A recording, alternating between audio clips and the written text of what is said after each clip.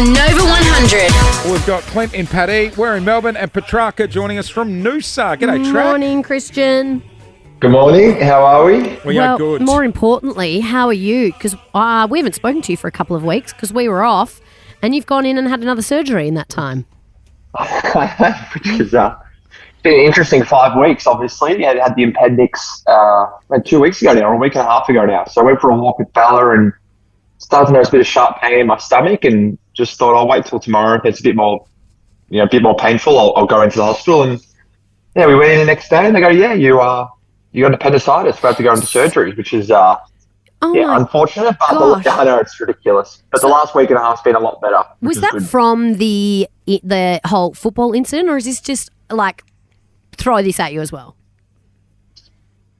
Well, I think it's a bit of both. I think it's definitely a throw this at you. But I struggle to believe that it is a coincidence. I do believe they are linked in some way, but how can you tell with the human body? So I told the anaesthetist, I said, just put me under for 3 hours and just take out everything you can. I don't want to come back in. I do not want to come back in. I was going to say, my coffee shop's like 10th coffee free. Do you have something like that at the hospital you're going to at the moment? 10 get your 10 surgery free. That would be good. Oh, you poor thing. Bonjour, Christian. How much on the wanker scale? I'm probably a 10 out of 10 from saying that. Oh, you've got to get Trac a beret. I'll get you a beret, absolutely, with Christian written on it. National It actually makes you look less French. It makes you look less French. With that on. Hey, I've got a simple question, and I'm certain I know the answer, but I'm going to ask it anyway. Do you miss it? And if so, how much? Miss what? You or footy? Or I'd go well, footy. Both. No, footy. Like how much do you actually crave it? How much do you miss it? Yeah, it's interesting. I obviously do miss it a lot. Like it's my job and the thing I, value and love the most. So yeah, I do miss it. Probably more from a connection point of view, like seeing your family, seeing your friends. Every day at training and just the banter we have in the change rooms and things like that. So yeah, I do miss it, and I probably miss the preparation and the challenge on game day and almost like the nerves and the excitement for it. Yeah, it's funny when you take a step back and you kind of watch footy, you just feel so helpless, especially watching us play. Like, geez, I feel like I can do something out there, or you just feel like you're out of control, which is probably the hardest thing I've had to deal with. But at the same time, though, like I've seen the last week and a half, I'm trying to flip my mindset a little bit and try to focus on the opportunity and realize that this is a situation that I've been dealt, and with every kind of challenge or every time adversity hits you, it's kind of focusing on the positives. And for me, it's trying to be able to switch off, spend time with my loved ones, and focus on other things, the cooking thing and things like that are really ticking my mind over as well. Right. There's no because you guys rolled the Bombers last week. There's no chance of you popping into the coach's box, or. Well, I said it the other day to someone. I said, since I'm out of the team, we're 3-1. So maybe I was the problem. So stay clear, bro. so maybe I should just stay in the coach's box for next year when I'm actually back healthy. But have you been watching much footy? Because I think last time we spoke to you, you were saying you were actually finding it quite difficult to watch because you've obviously gone through such a traumatic experience, and you were almost having a physical reaction to watching other people go up in clashes and watching the footy. Have you been able to watch it and enjoy it a bit more, or it's just frustrating for you? No, I definitely have. I think I've sort of gotten over that mental hurdle of it being so raw and, watching with emotion, where now I can kind of sit back and watch us and not get frightened by when I see tackles or bumps or hits like that. And like even on the weekend, like Jeremy Finlayson lacerated the spleen, which is, I don't reckon there's been a spleen injury 10 years and there's 2 and 3, 4 weeks, which is just ridiculous. So, but no, I've definitely kind of taken the emotion away from it when I watch now and just purely watch as a spectator, which is good. Right. And Maxi Gawn didn't play last week. What's the chance of seeing him on the paddock up against the Dockers?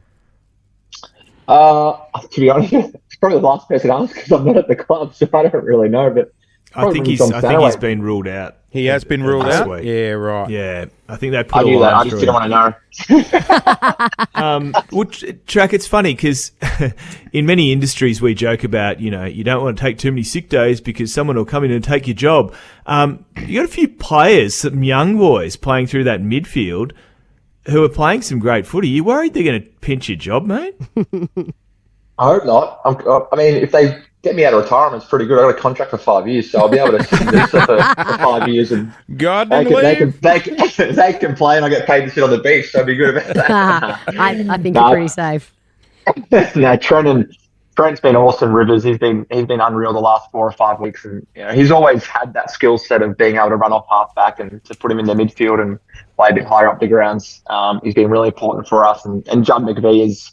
We've always known about Judd over the last couple of years of what he can do, and he's just shining through there. And Tom Sparrow, we've got so many young guys. Cozzy Pickett's found some really good form as well. So we're all clicking at the right time, which is really important. Cozzy, I love him. I like watching him play. The gun, absolute gun. Hey, footy aside, because you're obviously not playing much footy at the moment, but you have been doing a lot of cooking, and your nonna's been trying to fatten you up. Have you lost a heap of weight since you've stopped? Oh yeah, good point. Since you've had all the surgeries? I've lost, what am I up to? I'm down lost about 4.5, 5 kilos. So, yeah. What are you sitting at? Oh, geez, that's a personal question.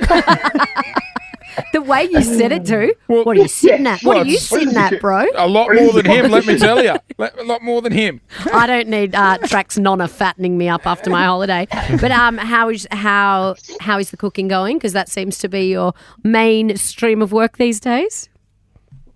Yeah, well, it's the one thing that's kind of keeping me really occupied at the moment is the cooking and doing the stuff with Belle. So it's been a lot of fun being able to I'm kind of her employee at the moment. So she's fired me 10 times already, which is I'd be a terrible employee. But no, it's been awesome. It's been really good fun. Before we get out of here, you can check out the supercoachtips.com.au selections in the Herald Sun on Thursday. Lauren, I'm just going to hand you some shocking information that you might want to deliver to our boy Christian Petracca. Well, you've told me this 10 times. I already know what's happening. He was on the top, but I was number 1 last week. He's been knocked down. He's third. Oh wow. He's number 3 now. Trac. No. Even number 2. Thank you, aren't I? Aren't I even number 2? Now it looks like third to me, the way they've put the photos in order. Definitely third. No equal second here. If you're not first, you're last, big boy. Damn it. Sorry about and also Queensland as well lost this week, Jack? Okay, all right. Go the Blues. God, you got attitude in Noosa. How's the weather in Noosa this morning, Christian? Tease us all who's sitting here in Melbourne. Oh, it's pretty crap at the moment. It's 22 at 8 in the morning. No, I'm only joking. 22 at 8 in the morning. Let's go for a walk to Hell's Gate and, Hey, be nice. Be good to go. Trac, rest up, mate. Bloody hell. No more surgeries. No more operations. Just rest, okay? Promise. I promise. Go to Australia Zoo and head down the coast quickly, and go on quickly, you got a few mates. You got a few mates at the Olympics, don't you? In the Boomers squad. You're going to be watching the Paris Games pretty closely. Yeah, I'll be watching for sure. I love the Olympics. Who we got? We've got Dyson Daniels, Josh Green, Jock Landale, Dante Exton. We've got a few guys who played with Dante. So we've got some very good players in our team. They just lost to USA in the exhibition by 6 points in Abu Dhabi. So yeah, should be awesome. Got a good chance. Do you want Clint to pick you up anything Trac from played Paris? juniors with a lot of them. Say that again. Sorry, I missed that. Clint said that you were playing juniors with some of the basketballers, and I asked the very important question, do you want Clint to bring you anything home from Paris?